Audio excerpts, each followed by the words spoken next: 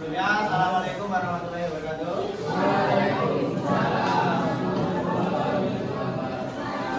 Ya, ini belajar geografi. Kemarin yang masuk Jawa. Kursi. Semuanya udah masuk. Ya, hari ini yang nggak masuk Jawa.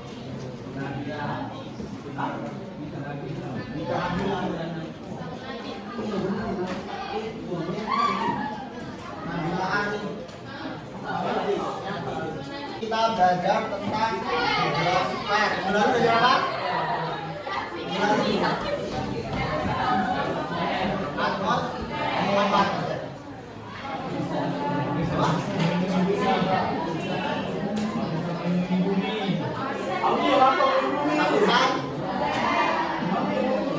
Yang menyelimuti bumi. Nah, hari ini kita akan melanjutkan materi selanjutnya yaitu hidrosfer. Apa itu hidrosfer? Lapisan air yang ada di permukaan bumi. Nah, hari ini tujuan pembelajaran dari ini itu tentang pembelajaran hidrosfer itu ada 3. Yang pertama itu mampu menyebutkan jenis-jenis perairan darat. Yang kedua menjelaskan potensi-potensi dari perairan darat. Yang ketiga mampu menjelaskan manfaat dari perairan darat. Itu bagian dari hidrosfer. Hari ini kita akan menggunakan model pembelajaran yaitu project based learning, yaitu pembelajaran yang berbasis project dengan pendekatannya CRT atau culturally responsive teaching. Jadi nanti pembelajaran yang di dalamnya kita akan mengaitkan atau memuat dengan potensi-potensi kebudayaan atau yang ada di lingkungan kalian, khususnya di kota Palembang, itu yang berhubungan dengan hidrosfer. Nah, untuk metode pembelajarannya ya mungkin bisa nanti tanya jawab seperti biasa, atau diskusi, presentasi dan proyek. Nah, sebelum kita masuk materi, mengapa kita harus mempelajari hidrosfer? Sangat dibutuhkan oleh bahwa masyarakat di sekitar Pengungsi atau khususnya di Palembang atau di mana nanti kita bahas itu selanjutnya. Nah, fenomena hidrosfer apa yang ada di sekitar kalian? Apa? Fenomena hujan, apalagi? Lagi. Hah?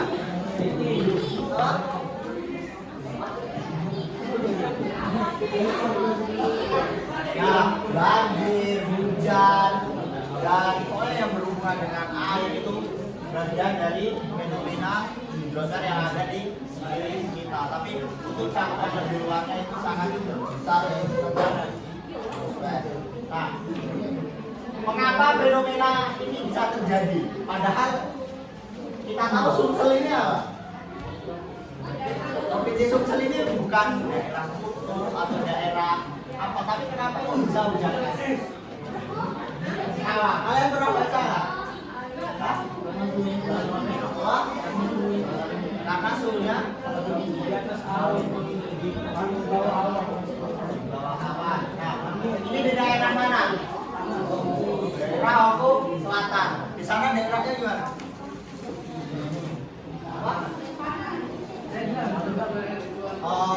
Topografi daerahnya atau bentuk lahan daerahnya seperti apa? Apakah dataran tinggi atau daerah pegunungan atau memang kota atau gimana? Kalian tak pernah data ini ya? Ini terjadi, ini di awal tahun kemarin fenomena ini terjadi di Januari 2023 kemarin. Mengapa fenomena itu terjadi? Kok bisa ya di daerah Sumsel ini terjadi hujan es?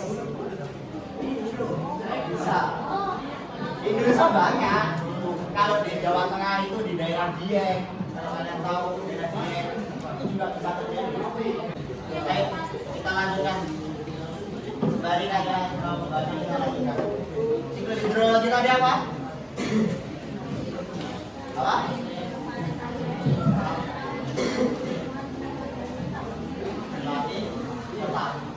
Air itu di bumi itu berkurang atau bertambah?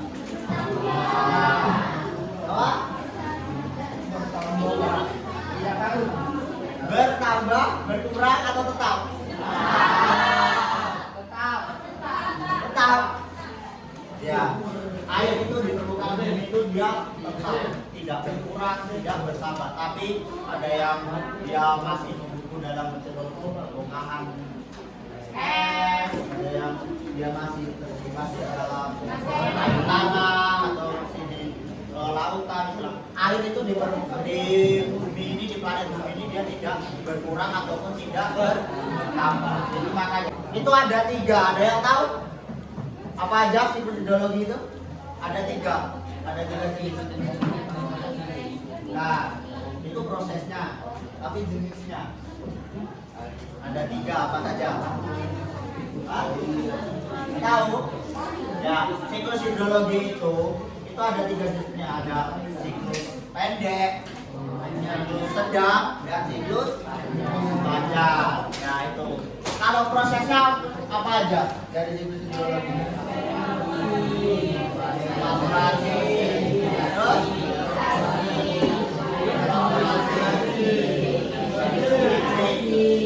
ya, betul. Kita bahas sekarang satu-satu dari siklus hidrologi yang pendek dulu. Kenapa? Ada tahu apa adveksi? Apa? Adveksi? Apa? Perpindahan bergeraknya awan secara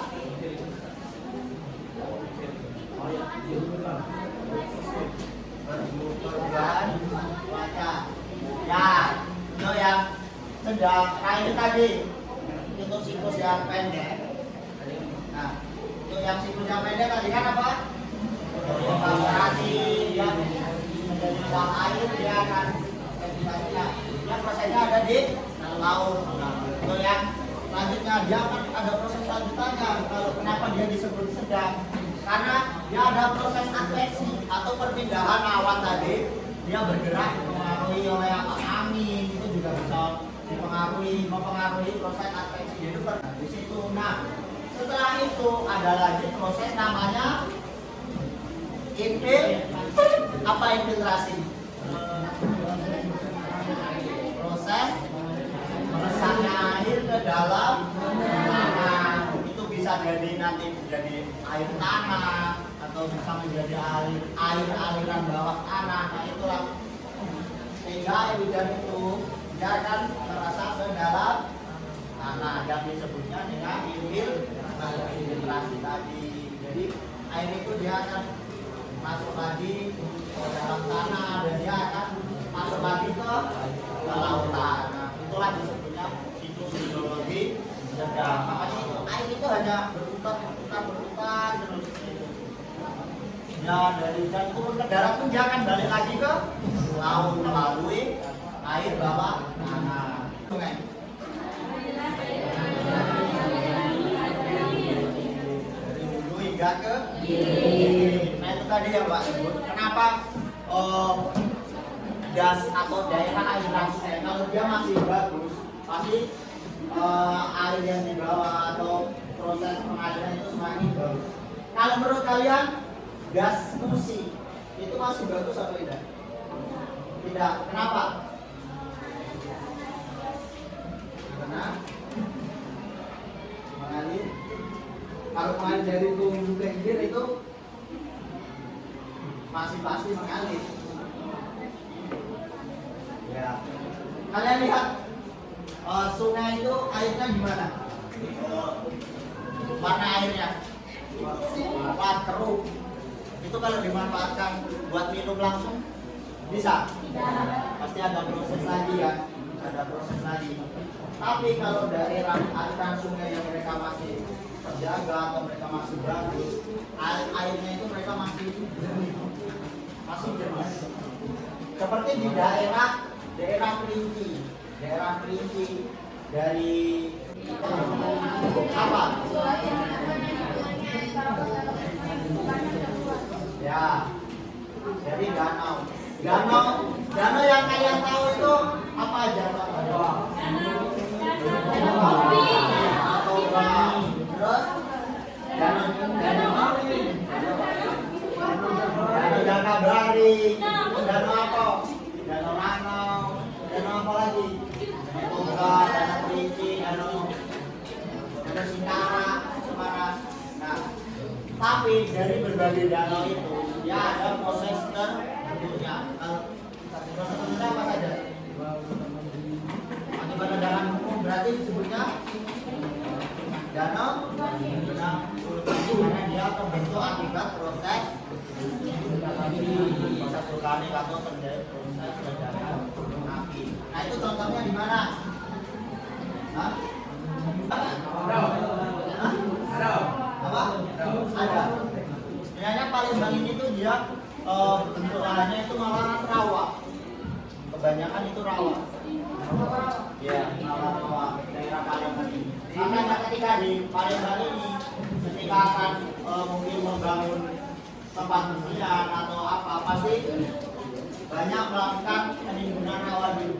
Dan itu akan diatur oleh pemerintah kota atau diatur oleh Pemkot. Ada izinnya, jadi tidak sembarang mereka bisa membangun perumahan di daerah itu belum rawa. Kalau sekarang bisa jadi perumahan dan itu juga diatur oleh pemerintah. Apa bedanya rawa dengan sungai?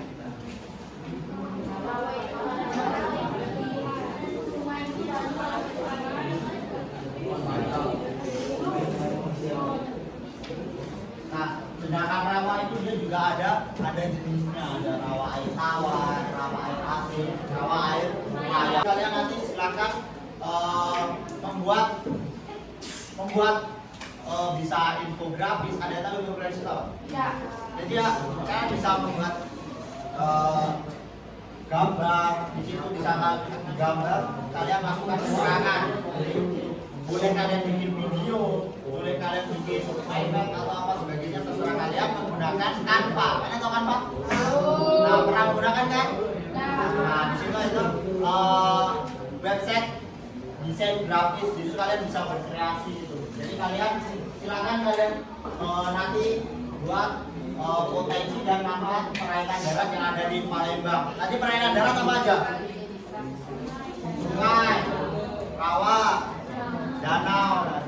Kalian cari potensi-potensi perairan darat itu yang ada di Palembang itu apa? Tadi seperti rawa, itu juga menjadi mempermudah mencari bahan baku, pempek, atau mungkin bisa menjadi mata pencaharian. Itu kalian nanti silakan kalian analisis atau kalian cari informasi potensi dan manfaat perairan darat di kota Palembang. Nah sekarang kita bentuk kelompok ya. Ini kita bentuk 6 orang. Di belakang. Jadi itu. 1, 2.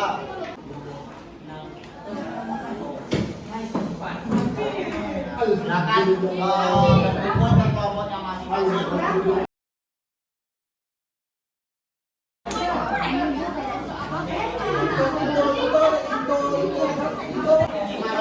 Sesuai dengan tema.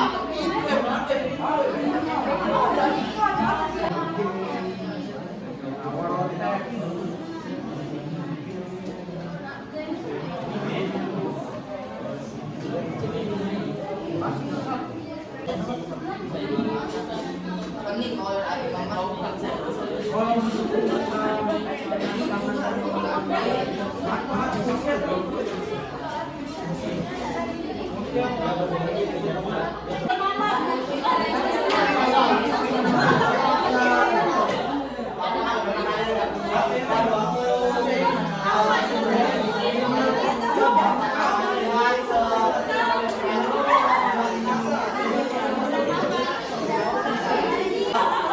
tugasnya nanti silakan kalian share ke Google Kelas. Ada Google Kelas kan? Nanti kalian share ke Google Kelas biar nanti tua kelasnya yang ngirim ke bapak.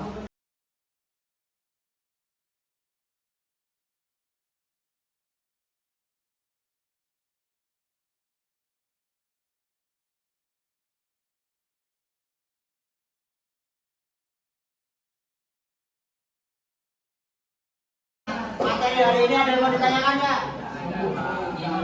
Hah?